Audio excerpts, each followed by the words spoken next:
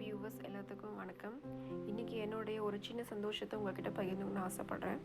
என்னுடைய ரெசிபீஸை வந்து புக்காகவும் பிரிண்ட் பண்ணி கொடுத்துருக்காங்க ஃப்ரம் cookpadtamil.comலேருந்து. cookpadtamil.comன்றது ஒரு வெப்சைட், அது ஒரு recipe sharing platform, Japan based company. இந்தியாவில் வந்து ஒரு 6 லாங்குவேஜில் இந்த வெப்சைட் இருக்குது. அதில் வந்து நான் தமிழ்லேயும் இங்கிலீஷ்லேயும் என்னோடய ரெசிபீஸை ஷேர் பண்ணிகிட்ருக்கேன். நியர்லி 400 ரெசிபீஸை இந்த லாஸ்ட்டு 6 மந்த்ஸில் நான் என்னோடய ரெசிபி ஷேர் பண்ணியிருக்கேன். அதில் எவ்ரி வீக் அங்கே ஒரு கான்டெஸ்ட் நடக்கும். அவங்களே அதுக்கு தீம் கொடுத்துருவாங்க. நம்ம அந்த தீம் ஓரியன்டாக நம்ம வந்து சமைச்சு அதில் வந்து ரெசிபி ஷேர் பண்ணணும். ஜென்ரலாக நம்ம சமைக்கிற ரெசிபியும் ஷேர் பண்ணலாம், ஆனால் ஒரு ரெசிபி ரிப்பீட்டட் பண்ணக்கூடாது. இது வந்து என்னென்னா, நம்மளோட ரெசிபீஸை நமக்கு வந்து ஒரு முன்னெல்லாம் நம்ம எழுதி வச்சு நம்ம வீட்டில் பெரியவங்களாம் அவங்களுடைய ரெசிபீஸ் வந்து எழுதி வச்சுருப்பாங்க. நம்ம அதை போய் பார்த்து தான் நமக்கு தெரிஞ்சிக்க முடியும். ஒரு அளவுலாம் நம்ம தெரிஞ்சுக்கணும். இப்போ நம்மளே ஒரு ரெசிபி செஞ்சுருப்போம், மறுபடியும் இன்னொரு தடவை செய்யணுன்னா அதோட எப்படி செஞ்சோம், நம்ம என்ன மெஷர்மெண்ட் பண்ணோன்னு ஞாபகம் இருக்காது.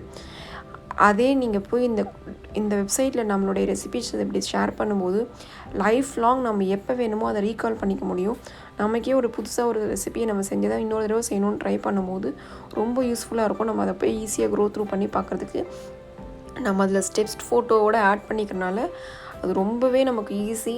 டக்குன்னு நம்ம படத்தை பார்த்த உடனே புரிஞ்சிக்கலாம் நம்ம என்ன பண்ணியிருக்கோன்றது. அதே மாதிரி நிறைய பேர் அதில் ஷேர் பண்ணுவாங்க. அவங்களுடைய புது புது ரெசிபீஸை நம்ம பார்த்துக்கலாம். இன்னொருத்தருடைய வீட்டு சமையலை கற்றுக்க முடியும்.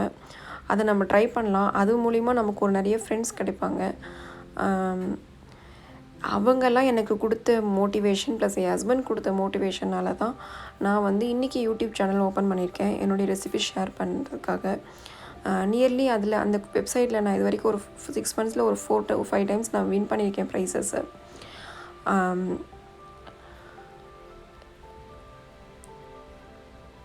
நமக்கு வந்து நம்ம செய்கிறத வந்து என்றைக்குமே நம்ம வீட்டில் இருக்கிறவங்க பாராட்டுறதை விட வெளியில் இருக்கிறவங்க பார்த்துட்டு அதை பாராட்டும் போது நமக்கு ரொம்பவே சந்தோஷமாக இருக்கும். கண்டிப்பாக இந்த மாதிரி நீங்களும் ட்ரை பண்ணி உங்கள் ரெசிபிஸை ஷேர் பண்ணி பாருங்கள். நம்ம டெய்லி சமைக்கிறோம், நம்ம வீட்டில் யாருமே எதுவுமே சொல்லலான்னு நம்ம நினைக்கிறோம்.